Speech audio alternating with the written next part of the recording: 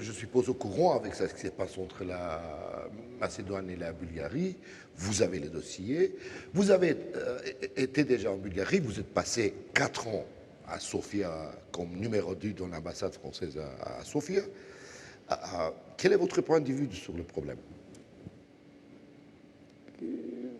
Votre point de vue sur le problème bulgaro-macédonien Sur les qui se fondements, présente? sur les fondements de la difficulté actuelle, Oui. personnellement, je pense que c'est pas simple de répondre à cette question pour différentes raisons. Mais je pense qu'il y a probablement une part d'incompréhension qui vient du fait que finalement, il manque probablement une vision commune de l'histoire. Et que vous avez une vision qui peut être développée dans les manuels de l'autre côté de la frontière, une qui est ici, et que ces deux visions n'arrivent pas à se concilier. Et je pense que ça, c'est quand même, ça crée des incompréhensions, ça crée des frustrations. Après, il y a probablement d'autres éléments, peut-être pour certains plus conjoncturels, qui s'ajoutent dessus, mais je crois que c'est vraiment la raison pour laquelle le travail de la commission d'experts, qui a été mise en place en application du traité bilatéral de 2017, est importante.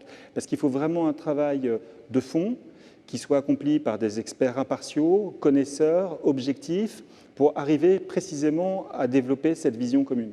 Et je pense aussi que ça, c'est un travail qui est quand même de longue haleine, qui a déjà été engagé, qui a déjà produit des résultats, qui sont loin d'être insignifiants, même s'ils sont évidemment encore insuffisants. Il faut continuer à travailler dans ce sens, avec la meilleure volonté, dans le meilleur esprit possible, sachant que ceci n'aboutira pas avant des années. Et donc, ce qu'il faut, c'est dans le même temps éviter que ce travail qui, je pense, est nécessaire, est indispensable, n'obère pas les possibilités légitimes pour la Macédoine du Nord de pouvoir engager, sans trop attendre, les négociations d'adhésion à l'Union européenne. Et tout ça correspond en fait à l'approche qui a été celle des institutions européennes, et notamment de la présidence allemande de l'Union européenne dans les mois qui sont écoulés.